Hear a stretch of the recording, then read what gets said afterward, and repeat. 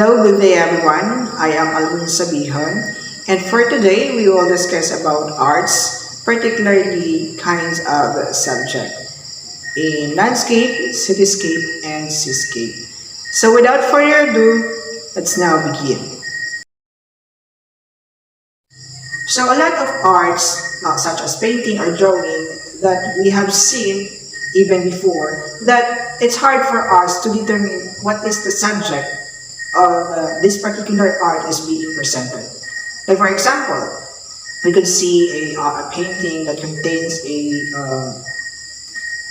buildings, and without idea that this painting, the subject is cityscape, so something like that.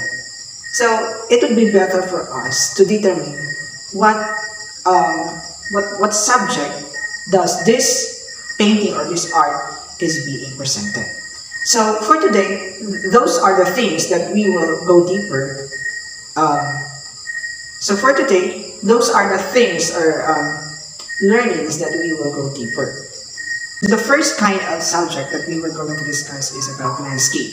So landscape, it is an art of land or outdoor view of nature. So these are the paintings that contains mountains, rivers, sky, and field and forest. So when you can see a painting or a drawing that contains such as mountains, those are this paintings is the subject of this painting or this art is a landscape. Now the second one, we have the seascape. So when we say about seascape, it is a scene at sea or a portion of the sea. Alright, so these are the paintings that contains ocean or sea or a ship on the water. So if you can see that in the painting or in a drawing, you have the idea it is a seascape. So the third one is what we call cityscape. So cityscape, it is a scene of city which the painting contains such as buildings, bridges, and streets. So if you can see those paintings or drawings that contains buildings or even a highway or traffic lights, you have the idea that it is a cityscape. So at this time, I will show you the examples of cityscape, seascape, and landscape. As you can see now, this is an example of a landscape entitled The Hunters in the Snow by Peter Rogel the Elder.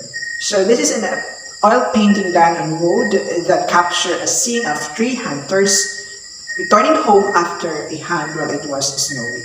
So the second painting entitled The Highway by John Constable. So it is an oil and canvas painting that shows the three horses. So that's it, you can see horses drawing a wooden farm wagon through a river. So that's it. Even there is a river in the painting, though we know that if it's a river or a water, it is a seascape. But in this painting, the main subject is the ground, which you can see the horses, right? So we could say that this is not a seascape painting, but instead it is a landscape painting. Now this is the third example of landscape entitled The Small Meadows in Spring by Alfred Sisley.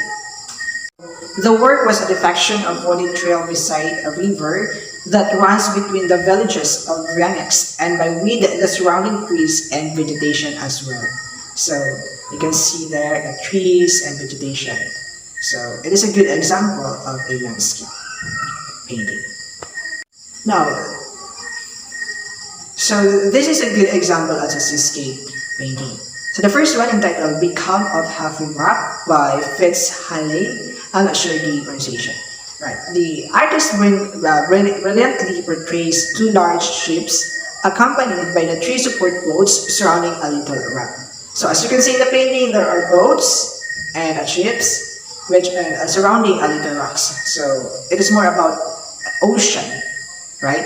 So this is an example of a seascape painting. All right. Moving on, let's now proceed to the examples of a cityscape. So the first one entitled Paris Street by Gustave Courbet. I'm not sure the pronunciation. Alright, the painting depicts a scene in which various individuals are walking across the place of Dublin.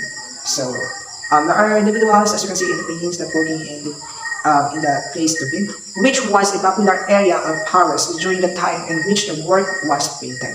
So, Gustave or Calabotti, during the time that he painted this painting, that particular place was very, what do you call this? It was very popular on the Paris, the dumpling place. So, those are the things that you can see in a cityscape. There are people and somehow, or yeah, there are buildings. Now the thing is, why it is important for us to determine the subject of that particular painting or art.